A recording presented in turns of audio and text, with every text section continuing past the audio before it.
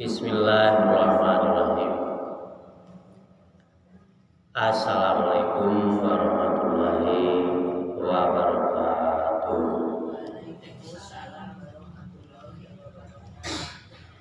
Innal hamdalillah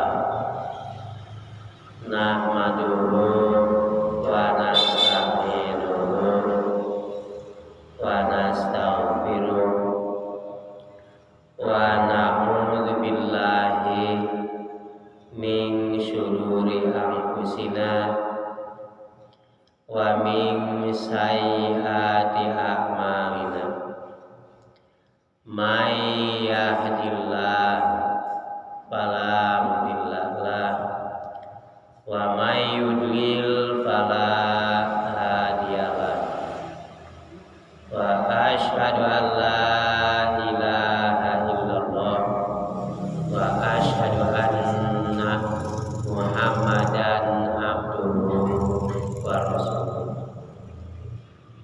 Allahumma sholli ala Muhammadin wa ala alihi wa ashabihi ajmain wa man tabi'ahu ila yaumil. Para sepuh, ibu-ibu, saudara bapak, bahasan dina kesempatan bab tentang Idul Fitri dikawitan ku dalilna anu aya dina Al-Qur'an surat ka-30 ayat 30, surat Ar-Rum ayat 10. A'udzu billahi minasyaitonir rajim. Bismillahirrahmanirrahim. Fa'aqim wajhaka lid-dini hanifah fitratallahi allati fataran nasa 'alaiha la tabdila li khalqillah dalikad dinul qayyim walakinna aktsarun nasi la ya'lamun.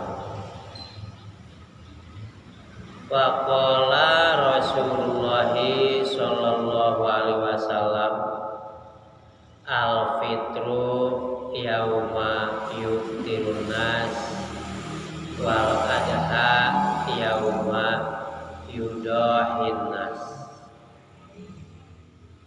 Tarjamah Al-Quran surat Ar-Rum ayat 30. Faqim wajhaka lid-dini hanifah. Pek sanghareukeun wajah anjeun. Pek sanghareukeun diri aranjeun. Pikiran hate sanghareukeun kana agama Islam hanifa sing bener-bener condongna diri teh kana agama Islam. Fitratallah eta agama Islam teh fitrah Gusti Allah. Agama Islam teh ciptaan Gusti Allah. Allati fataron nasa 'alaiha anu mantena Gusti Allah parantos nyiptakeun manusia di luhureun fitrahna. Gusti Allah nyiptakeun agama Islam anu sifatna fitrah. Gusti Allah nyiptakeun manusia dina kaayaan fitrah dina kayaan suci teu mawa dosa naon-naon, dina kayaan bertauhid ka Gusti Allah. La tabdila li khalqillah, teu aya parobahan dina penciptaan Gusti Allah. Gusti Allah nyiptakeun agama Islam marobah dugi ka iraha wae oge. Gusti Allah nyiptakeun manusia dina kayaan fitrah terus salawasna oge. Dalikat dinul qayyim, tah ieu teh agama anu lurus. Agama Islam teh lurus dina kebenaran. Walakinna aksaron nasi la ya'lamun, tapi kalobaan manusia teh teu terangeun, teu apaleun agama Islam teh agama anu lurus. Salajengna para sepuh sadaya dina raraga ngajelaskeun masalah Idul Fitri. Idul Fitri teh numutkeun bahasa tina ada yaudu idan, hartina balik deui, oge hartina hari raya. Fitri asal bahasana aftara yuktiru, anu hartina buka, nyaeta henteu saum. Oge fitri sami sareng fitroh, anu hartosna nyaeta suci. Jadi Idul Fitri teh secara syar'i umat Islam teh berbuka balik deui kana buka deui dina hari raya eta Idul Fitri teh diharamkeun saum. Bahkan disunahkeun sateu acan kaluar menuju tempat sholat, disunahkeun kedah putur heula, kedah barang tuang heula. Benten jeung Idul Adha, hari Idul Adha mah ulah waka barang tuang ti subuh dugikeun ka can rengse sholat.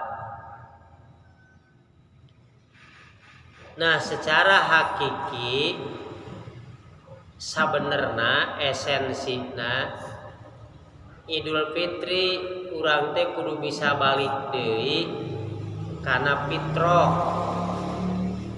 Kumargi urang nuju tingawitan janin tuluy ku Gusti Allah eta janin teh diasupan roh dina kaayaan suci teu boga dosa.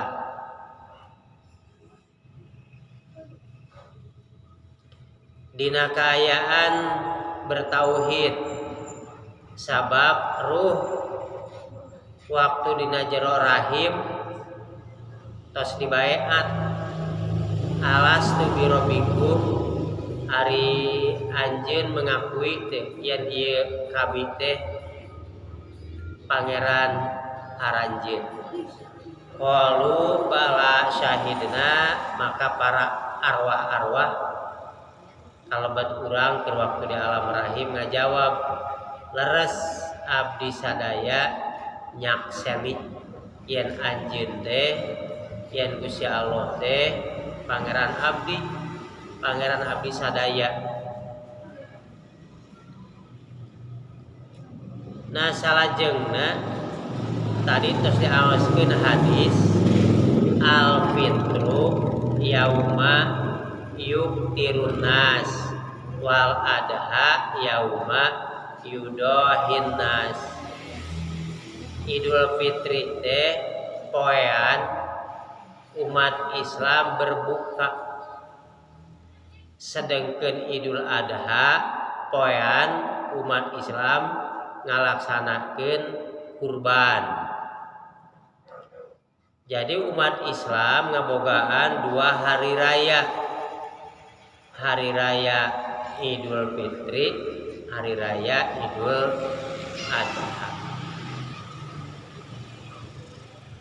Nah dina Al-Qur'an utos kurang dibahas di payun dina surat Al-Baqarah 185 walitu milul iddah walitu kabbirullaha ala ma hadakum walaan lakum tashkurun.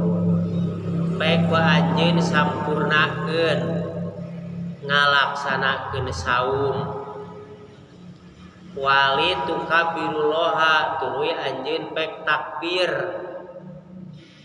lalakum tashkurun anjeun takbir nuturkeun petunjuk di Gusti Allah. Mudah-mudahan aranjeun sing jadi jalma anu bersyukur. Tadina hari raya Idul Fitri anu diawali sate acana nyaeta urang nunaikeun heula zakat fitrah, disebut lagi zakat fitrah, zakat suci. Sabab zakat fitrah teh fungsina keur ngabersihkeun dosa-dosa.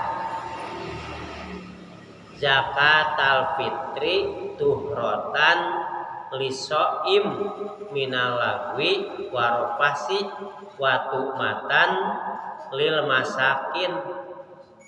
Ari zakat fitrah teh eta teh pembersih dosa-dosa.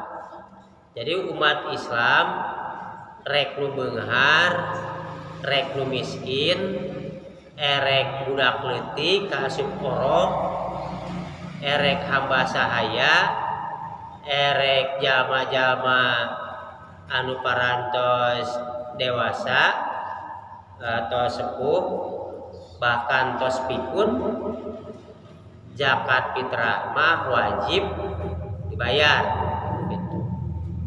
Zakatul fitri eta teh boh ti minal abdi wal hurri hamba sahaya kudu zakatan kudu nunganana wal hurri jama merdeka nu leutik korok keneh kudu zakatan ku kolotna. Indung bapa tos sepuh tos pikun angger kudu zakatan. Di zakat fitrah mah nisabna teh anu penting mampu mayar zakat, itu zakat fitrah. Seueurna disebutna satu sok. Satu sok teh sablek, ukuran eta blek teh lamun ku liter, lamun diisian ku liter 3 liter setengah. Rek 3 liter setengah korma, rek 3 liter setengah gandum, rek 3 liter setengah beas, diurangkan beas. Nah lajeng geus tuntas nunaikeun mayar zakat fitrah dina hari raya Idul Fitri teh diparentahkeun bikin takbir sakumaha petunjuk Gusti Allah. Rasulullah sinareng para sahabat sok ngawitan bertakbir teh nalika kaluar ti bumi menuju tempat sholat Id. Jadi takbirna teh enjing-enjing we itu nalika di perjalanan teras engke di lapang gitu. dugikeun ka imam ngalaksanakeun mingkin salat dugi ka imam naik mimbar sakitu ketentuan takbir Idul Fitri mah beda jeung Idul Adha. Idul Adha mah takbirna teh 4 poe. Tanggal 10 dina poe Idul Adha takbir tingawitan nyaeta kaluar ti bumi dugikeun ka lapang dugikeun ka imam mimpin salat dugi ka imam naik mimbar. Tapi enjingna tanggal 11, tanggal 12, tanggal 17 Rayagung Zulhijjah takbir teras dugikeun ka rengsena salat asar dina tanggal 13 Zulhijjah. Naha diparentah takbir supaya urang sing jadi jalma anu bersyukur ka Gusti Allah teh. Wali tukmilul iddah wali tukabbirullaha ala ma hadakum wala'allakum tashkurun. Rengsekeun saum lamun boga kodoaneun boga pidyahaneun kodoaneun dibayar dina poe nu sejen pidyah gewat bayar nalika geus aya lobana pidyah nisfu so'an satengah sok nyaeta satengahna tina zakat fitrah. Sok takbir Allahu Akbar Allahu Akbar la ilaha illallah wallahu akbar Allahu Akbar walillahil hamd. Gusti Allah anu maha agung, Gusti Allah anu maha agung, daya pangeran anging mantena Gusti Allah anu maha agung. Gusti Allah anu kagungan pinuji. Tah urang ku ngaagungkeun Gusti Allah teh diharapkeun urang teh sing jadi jalma anu berterima kasih, sing jadi jalma anu bersyukur. Sabkan urang aya parentah napan anis kurli wali-wali daika aranjeun kudu bersyukur ka kami, bersyukur ka Gusti Allah. Margi kan Gusti Allah teh anu salawasna masihan ka urang pirang-pirang kanikmatan anu dohir anu batin. Anu dohir teh bangsaning awak sehat rezeki ta kanikmatan dohir. Ari kanikmatan batin contohna taufik hidayah. Urang ku Gusti Allah dipasihan taufik, dipasihan kacerdasan, dipasihan hidayah, dipasihan petunjuk, boh hidayah agama, boh ilham, sehingga ku taufik jeung hidayah urang jadi jalma anu iman anu Islam. Sabab nikmat nu pangluhur-luhurna teh eta nikmatna iman Islam. Tak urang kudu bersyukur, berterima kasih ulah jadi jalma anu ukur. Jeung oge bersyukur kapapada manusia, contohna urang bersyukur berterima kasih ka inung ka bapa. Inung bapa teh anu tileutik keneh geus ngurus urang dina kayaan ngurusna teh kaikhlasan. Dalamun orok tengah peuting ceurik sok sanajan inung keur tibra inung tara nyarekan ka orok sugan orok teh dicarekan inung kertibra lamun eta orok hayang nyusu disusuan we tara dicarekan sok sanajan keur tibra gitu. Bapak bertanggung jawab sok sanajan kesang badag kesang lemut neangan keur napakah gitunya kaditu kadieu lain teu capek tapi eta geus jadi kewajiban jeung nyaah inung bapak mah kanu jadi anak sehingga anak teh kudu bersyukur di urang aya paribahasa inung bapak mah ka anaknya anak terus menerus sok sanajan burung palung bodoh gelok perbahasa kitu nya di Sunda burung palung bodoh gelok ge anger we da anak sorangan komo lamun anak teh mulus lahir mulus batin boga anak we teu mulus lahirna anger we nyaah mun cacad upamana lamun anak dina pikiranana misalna lemah idiot pokoknya ada aya kelainan we anger we kolot mah kan jadi anak teh nyaah tadi teh bari bahasana burung palung bodoh gelo oge da ka anak gitu. Jadi kolot mah nyaah wae jeung sok asak hampura sehingga anak diparentah kanu jadi inung bapak kudu berterima kasih kudu bersyukur.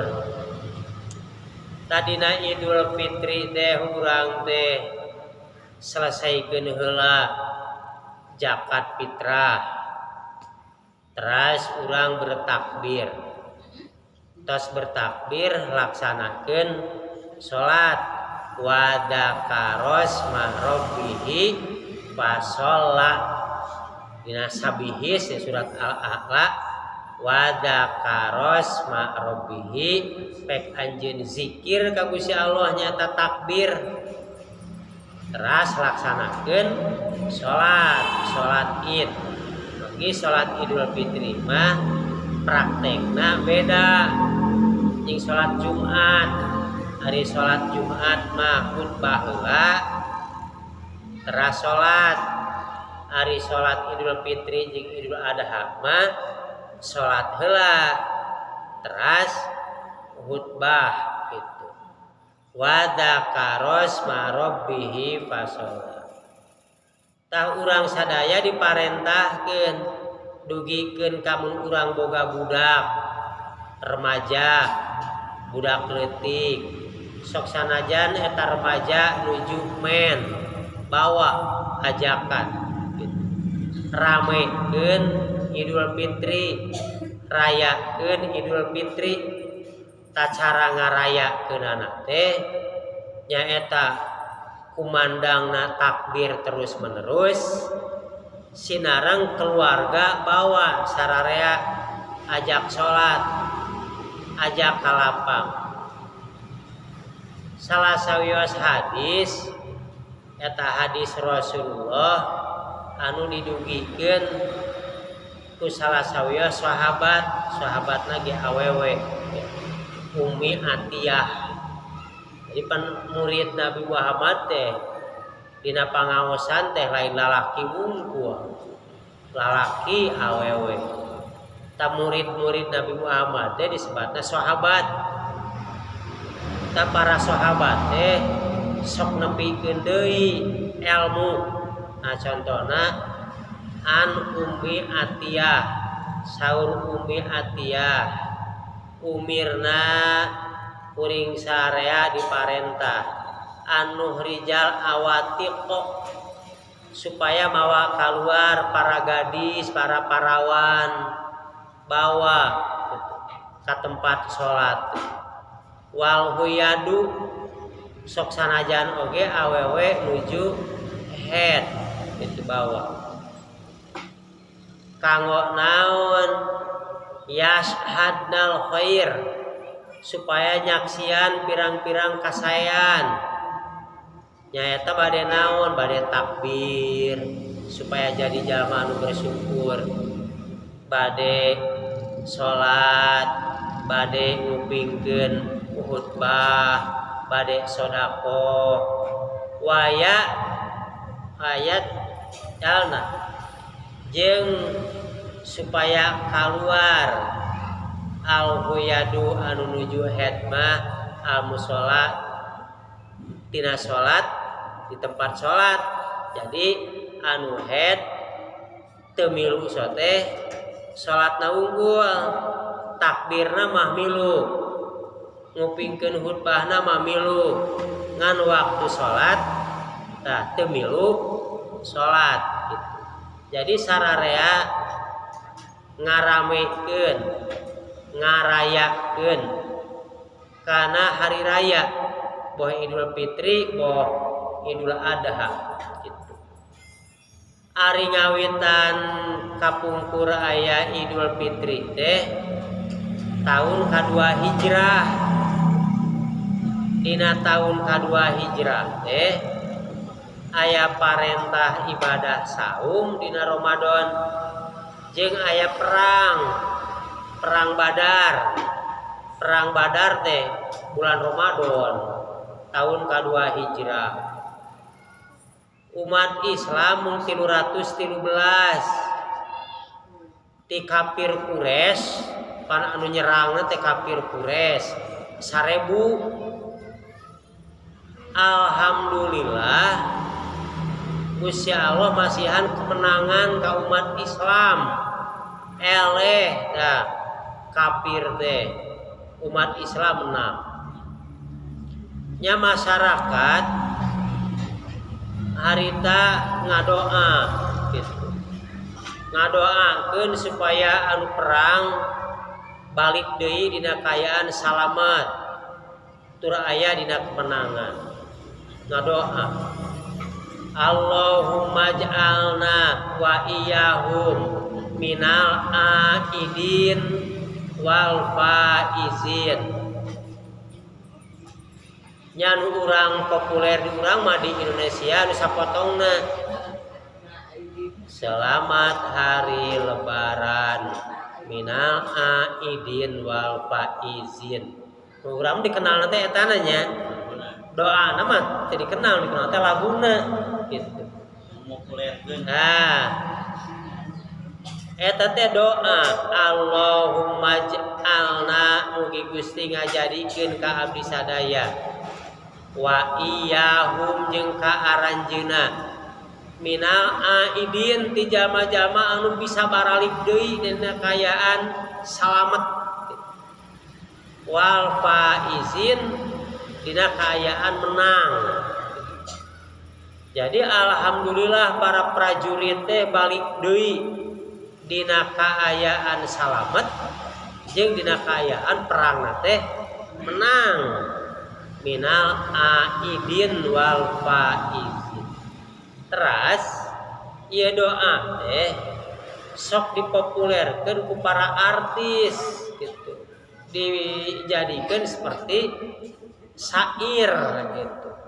Dibawa ke Mesir. Di Mesir ramena teh. Tuluy di Mesir tapi ka Indonesia. Doa nama teu apa ngan apal teh eta we minal aidin wal faizin. Tapan salajengna mah dah teu terus wae perang.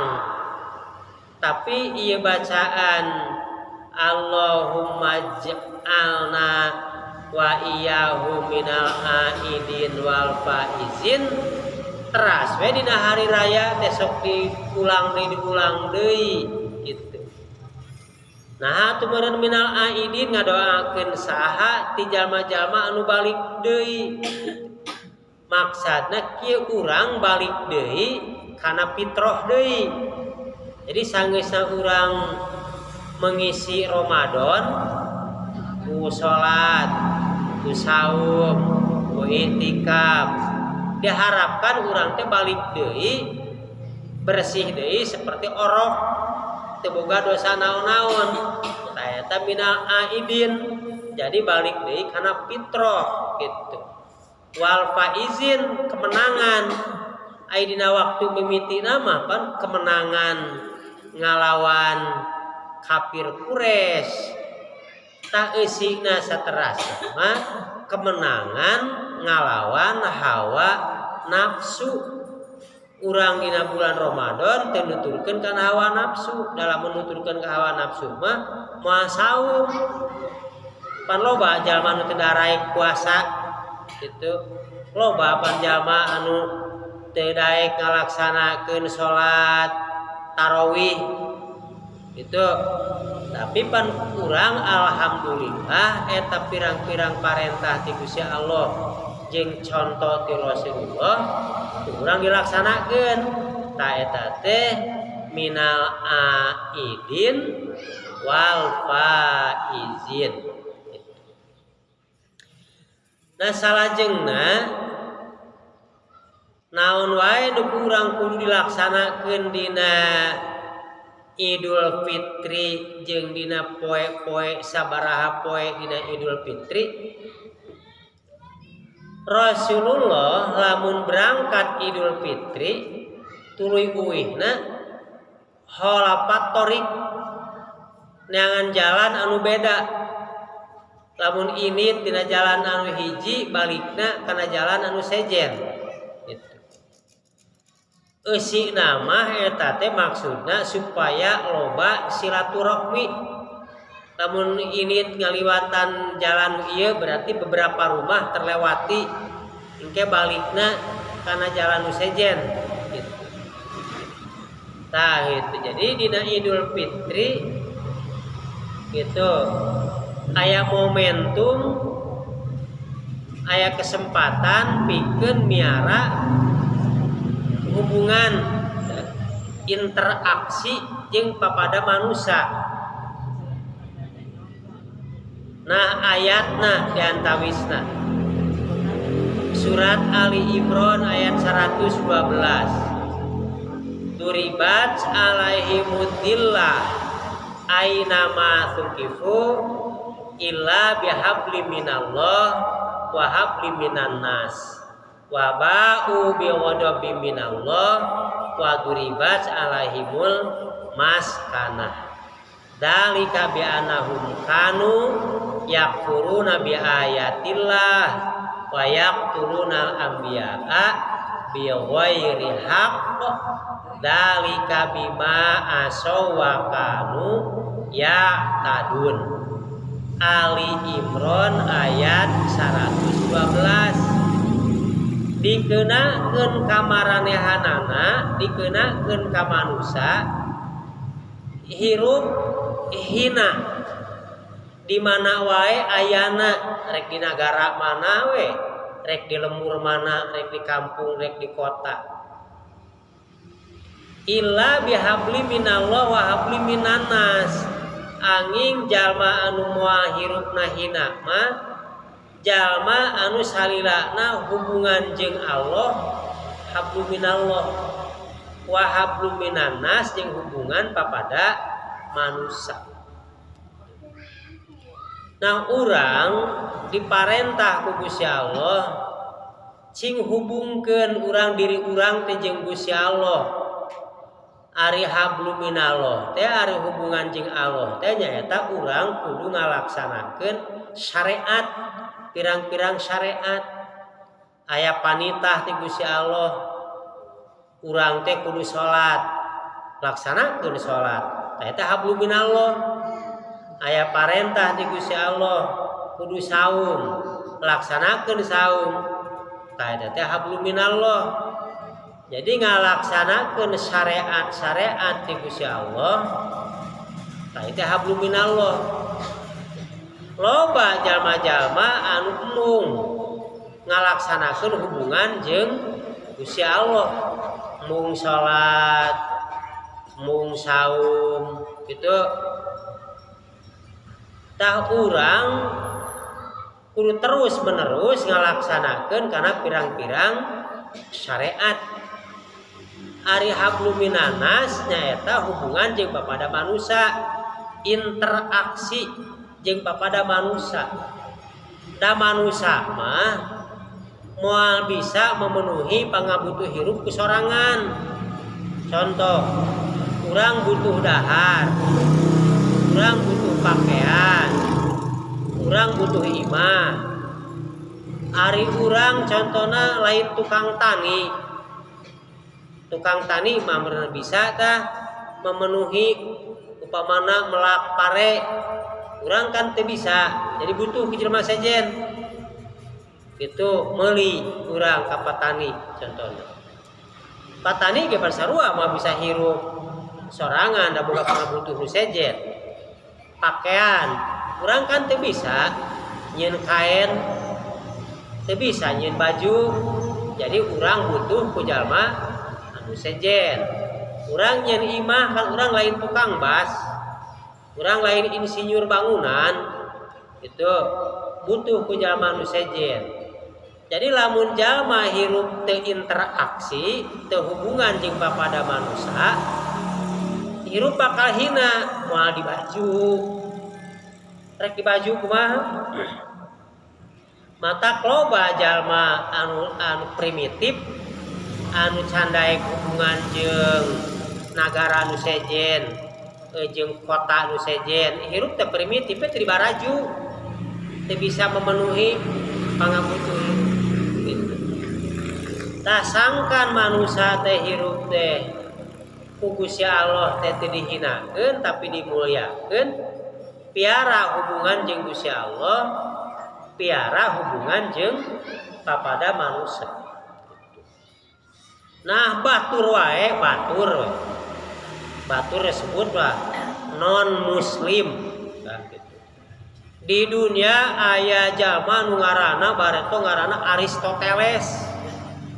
Urang Yunani tara ibadah da non muslim itu ateis itu Aristoteles itu nya hirup di sekitar saparantos Nabi Isa sadeaca Nabi Muhammad ya, di tahun 300-an Masehi.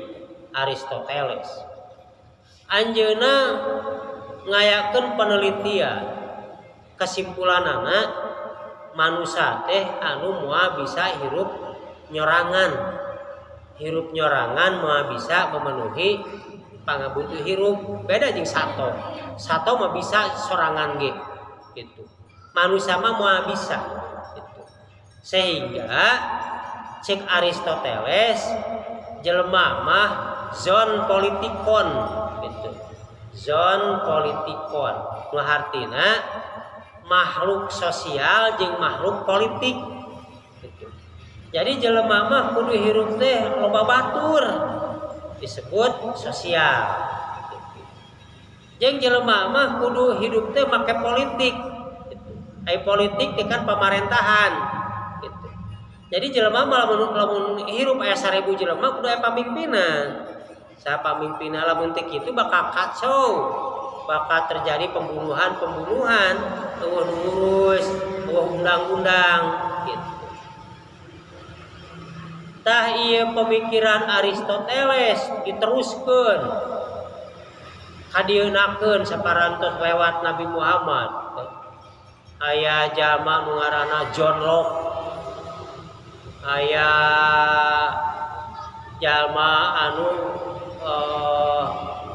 memikirkan yang jalma teh perluna politik. Bahkan aya penerusna anu pikiranana teh trias politika.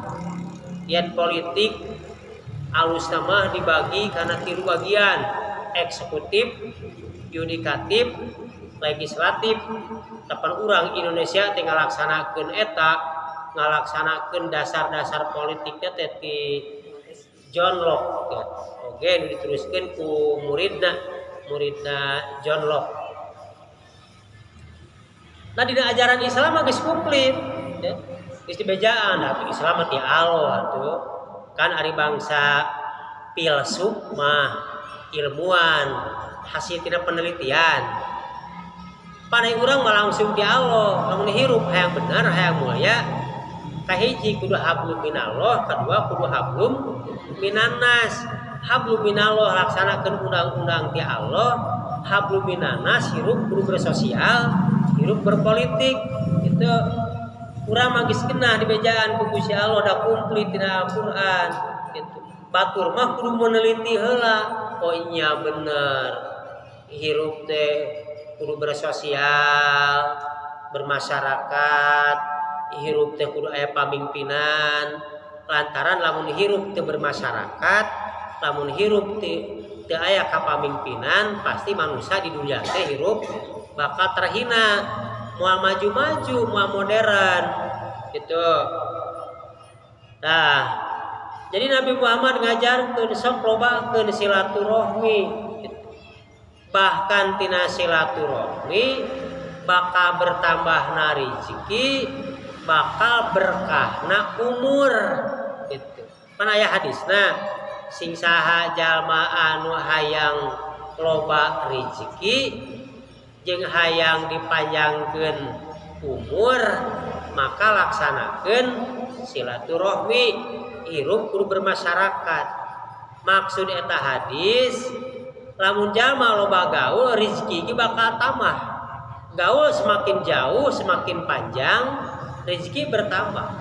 Contoh, lamun jalma tukang dagang nagis kelasna ekspor impor, hasilna ge bakal leuwih gede tibatan anu dagang cicing. Da lengkahna ge leuwih panjang anu ekspor impor mah gitu. Ekspor impor mah pan batina oge kelasna ge miliaran gitu kan. Nyajik beda urang dagang ngawarung di lembur, dagang leutik kan batina ge moal miliaran gitu.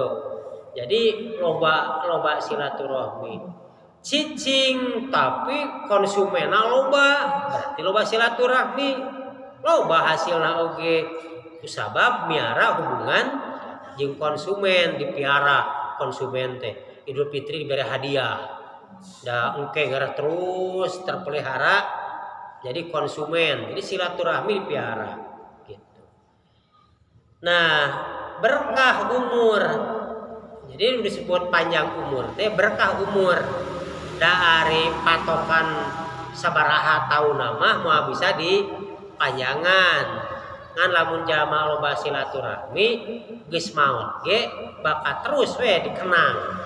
Ya contoh orang para tokoh di Indonesia ya, misalnya Kiai Haji Ahmad Dahlan misalkan, atau oge misalnya Asy'ari, atau misalnya Hasan, dikenang we di masyarakat teh, daya peninggalanana gitunya, aya bukuna gitu.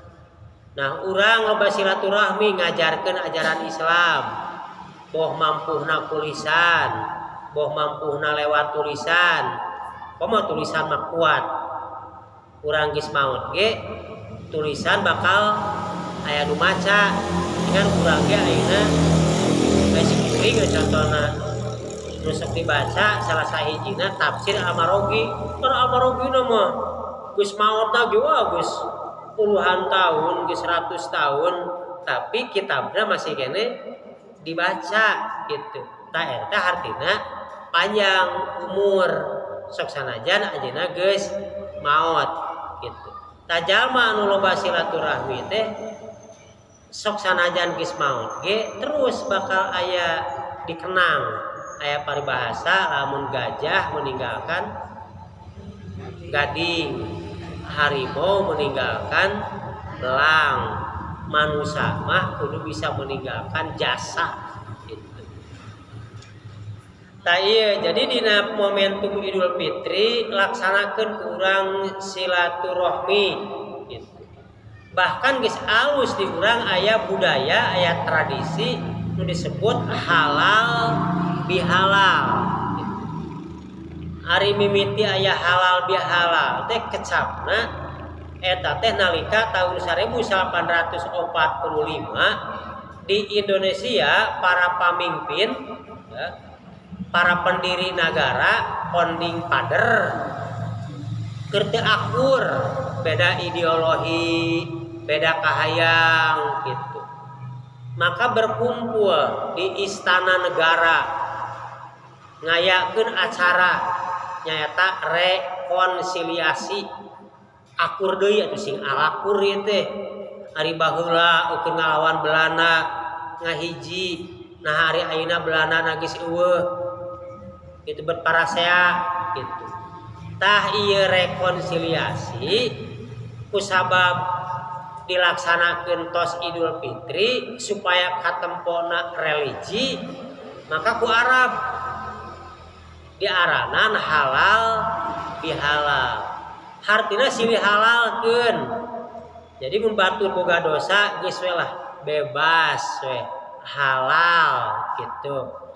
Tadi turutan ke masyarakat ngayakeun riungan-riungan dulur jeung dulur aya pertemuan-pertemuan jeung babaturan silih bebaskeun dosa nyuhunkeun hapunten nya tina sabudaya kalepatan sami-sami ta eta teh silih halalkeun gitu. Ngan kade ucapanana ulah salah. Urang kadang-kadang terpeleset nyangakeun samudaya kalepatan nampi. Eta mah berat ti kituan mah ya. Batur nyangakeun samudaya kalepatan cek urang teh nampi.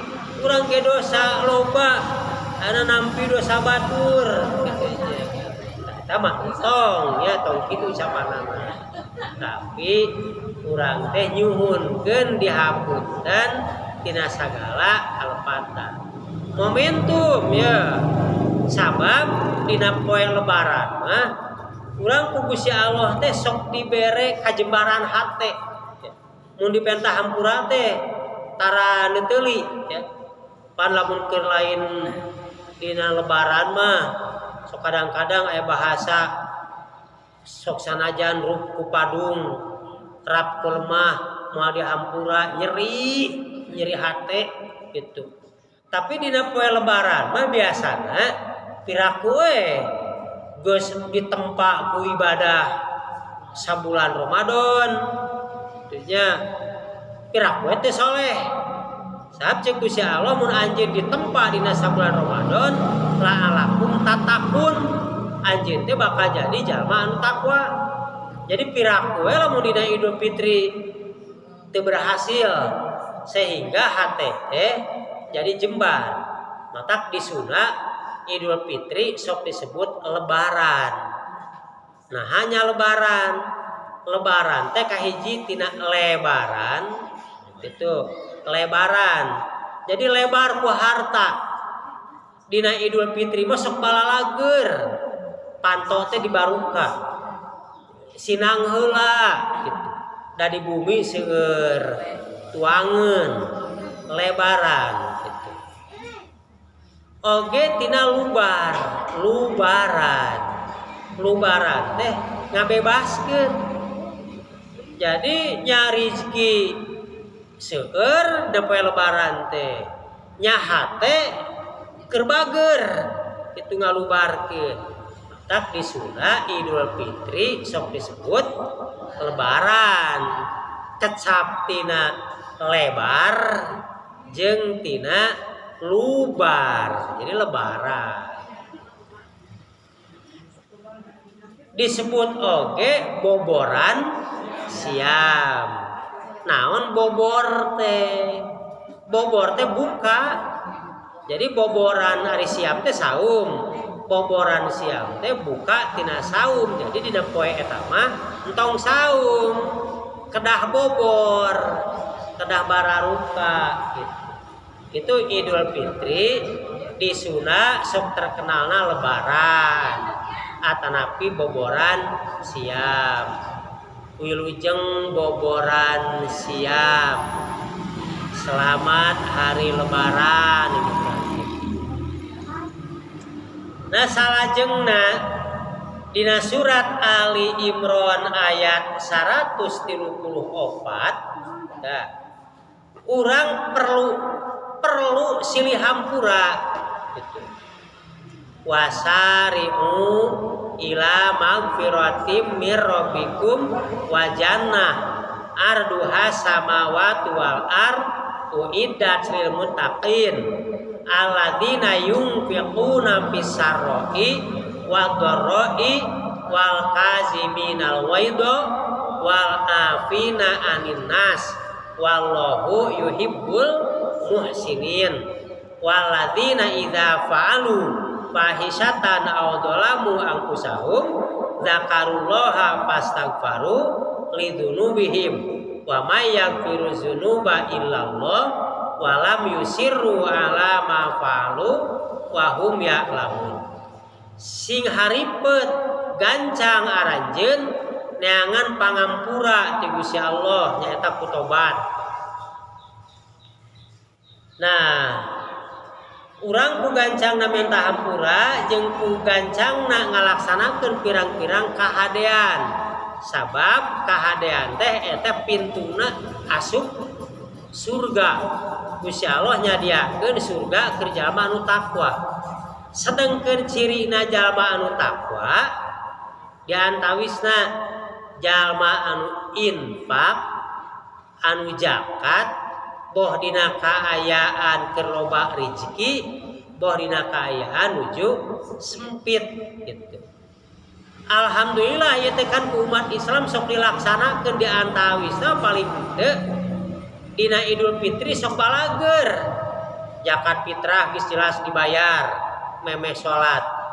Tuluy sok mawa deui rezeki nu sejen, infak, sedekah, THR. Naon we geuningan geus sok loba rezeki. Dugikeun ka dina hadis ulah aya dina poe eta baramaen. Sapan memehna geus dibere zakat gitu.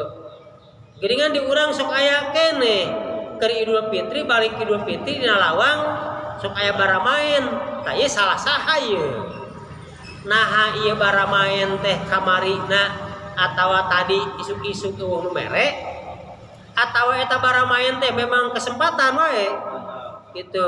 Sajana mah boga di imah teh ngan kesempatan we ngagunakeun jelema mumpang-mumpeng keur loba teh manakal gitu. Da alusna mah dina hadis anu tawafin poe eta ulah aya baramaen teh ulah aya piraku teu katutup ku zakat gitu. Jadi heulakeun zakat teh contona kanu pakir. Pan pangna baramaen ge beureum pakir gitu. Heulakeun pakir. Ya lamun aya keneh baramaen ieu teh salah usahanya gitu kan. Nah salah ieu anu muzaki teu merhatikeun nu pakir atawa eta nu baramaena nakal geus boga tapi barang pentak gitu. Tak keur meujeuhna dina poe eta mah keur loba rezeki gitu. Yungfiquna fis-sarra'i wad-dharra'i wal kaziminal ghaidha. Ciri jalma nu takwa tara ngumar amarah wal afina anin nas. Bahkan ciri jalma nu takwa teh babari ngahampura. Mun dipentah hampura teh gampang. Abdi nyuhunkeun hapunten tina sagala rupa kalepatan, dihapunten sami-sami. Tah eta teh lubaran teh lebaran gitu. Tah ieu gunakeun momentum supaya dulur jeung dulur alalakur, tatangga jeung tatangga alakur, beda suku bangsa sing alakur, beda negara sing alakur. Jadi ajaran Islam mah ajaran anu ngajarkeun supaya manusia sadunya teh hirup teh damai. Ulah aya perang itu antar negara teh, ulah aya parasea, ulah aya silih bunuh. Ajaran Islam mah ajaran anu hebat teh. Jadi menata dunia, menata negara dina kaayaan hirup damai gitu. Sabab ku hirup perang mah hirup teh bakal hina, bakal sangsara. Da anu nyangsarakeun teh perang. Tadi kan aya maskanah kamiskinan gitu. Tah bapak-bapak, ibu-ibu, dina raraga urang menjemput datangna Idul Fitri, boh syariatna urang laksanakeun. Nu disyariatkeun teh nyaeta takbir, tuluy salat, tuluy mendengarkan khutbah dugikeun kalamun mendengarkan khutbah sok barisan kudu masih kena anger di dinya. Ulah dugikeun ka beres salat khotib erek naik mimbar jamaah baralik. Ulah dugikeun ka kitu. Jadi disunahkeunana khotib naik mimbar jamaah masih keneh meres dina barisanana. Jadi syariatna laksanakeun hakikatna eusi-eusina Idul Fitri ku urang sing diperoleh. Tadi kasimpulanana aidin wal faizin balik deui kana suci deui urang teh jeung urang sing aya dina kemenangan melawan hawa nafsu gitu. Narupina sakitu hatur nuhun alhamdulillahirabbil alamin. Assalamualaikum warahmatullahi wabarakatuh. Waalaikumsalam warahmatullahi wabarakatuh. Nah, Pak Ustaz tadi WA kalau gitu Bapak ngaosna we 4:30 duit ka 4:30 pada bukber tapi tadi buka. Tadi buka. Terus pengintan pengumuman anak cenah